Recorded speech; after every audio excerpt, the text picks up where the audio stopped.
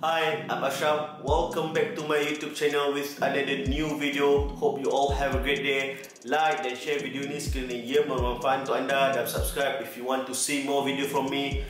So hari tu saya ada berjumpa dengan kawan saya dan dia bertanya kepada saya, Ashraf, selama kau buat Airbnb ni atau homestay ni, pernah tak kau dapat customer yang sangat teruk? Honestly, saya memang pernah dapat customer yang sangat-sangat teruk. TV saya pernah hilang, ada yang merokok dalam bilik, botol arak bersepah, perabot pecah dan macam-macam lagi. Kalau nak diceritakan satu persatu memang sangat panjang, tapi nisbahnya mungkin 1000 dalam satu. Tak ramai pun yang mempunyai third world mentality ni, tapi bila dapat memang pening kepala dibuatnya. Rumah anda ditinggalkan seperti tongkang pecah. So hari ni saya nak share 5 step how to claim in Airbnb. But first, anda kena tahu apa yang boleh anda minta ganti rugi di Airbnb dan apa yang anda tak boleh minta ganti rugi di Airbnb. Mostly apa-apa sahaja yang rosak atau hilang di dalam rumah anda boleh minta ganti rugi di Airbnb. Cuma ia bergantung kepada level kerosakan dan keterukan serta Airbnb polisi sendiri. So let's go to step number 1. Step number 1, relax.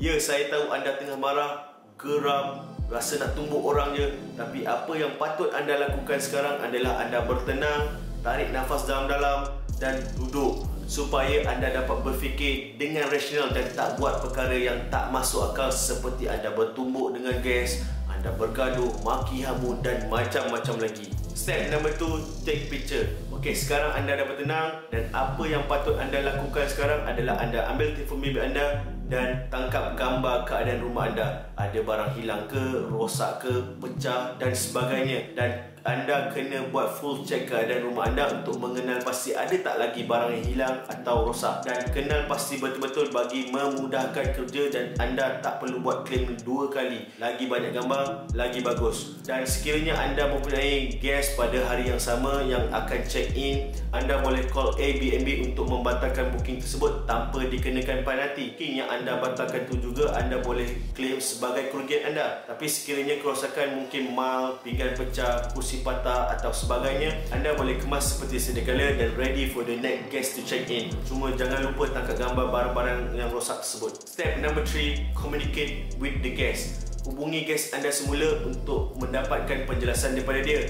Sebab tu pentingnya anda untuk bertenang bagi mengelakkan pergaduhan antara anda dengan guest tersebut. Dan sekiranya guest tersebut ingin bertanggungjawab, ia adalah lebih mudah dan cepat. Pada pengalaman saya sendiri, salah satu guest pernah patahkan kerusi dan apa yang saya buat adalah saya minta ganti rugi harga kerusi tersebut plus transportation, dan berita baiknya guest tersebut ingin bertanggungjawab dan membayar harga penuh. Seperti saya bagi tahu tadi, ia adalah lebih cepat dan mudah. Tapi sekiranya guest tersebut buat tak tahu je, anda jangan risau, anda masih boleh lagi minta ganti rugi di Airbnb Resolution Center. Cuma dinasihatkan untuk communicate sahaja di Airbnb Messenger, bukan call atau WhatsApp. Sekiranya guest anda call atau WhatsApp, anda maklumkan yang anda akan communicate sahaja di Airbnb Messenger. Ini kerana ia boleh dijadikan bahan bukti oleh Airbnb person in charge kemudian hari.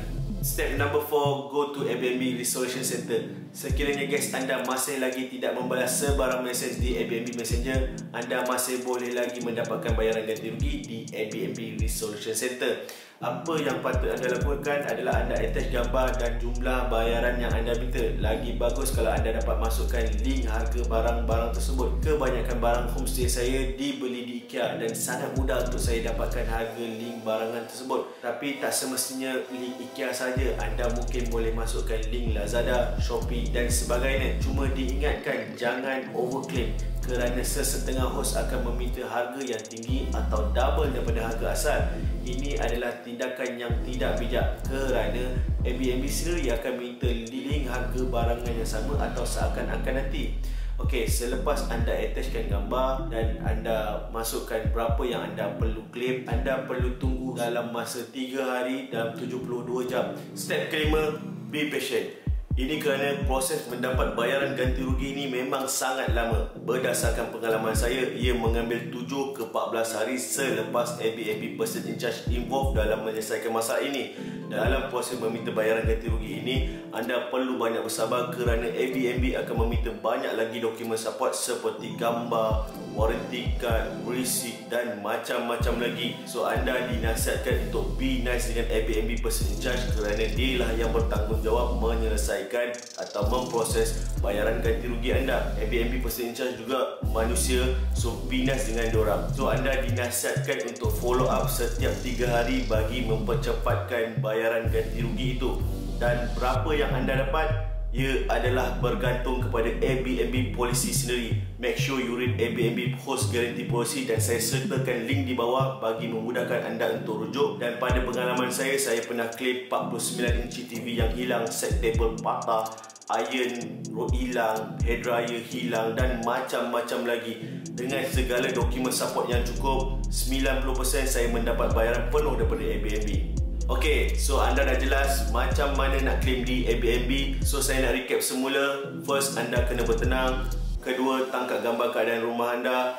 Ketiga, communicate with the guest again. Sekiranya guest nak bertanggungjawab, ia sangat baik. Tapi sekiranya guest buat tak tahu saja, go for Airbnb Resolution Center. Di Airbnb Resolution Center, anda perlu attachkan gambar, jumlah bayaran yang anda minta dan macam-macam lagi. Dalam masa 3 hari guest anda tak reply atau buat tak tahu saja, involvekan Airbnb person in charge dalam menyelesaikan masalah itu. Dan kelima, bersabar kerana proses dia sangat panjang. So that's all for me. I hope you get something from this video. Saya tahu ia satu proses yang panjang dan meletihkan, tapi on the good side, you will get your money back. Sekiranya anda mempunyai pengalaman claim di Airbnb Resolution Center, mungkin anda boleh share di ruang komen di bawah. Until next time, ciao.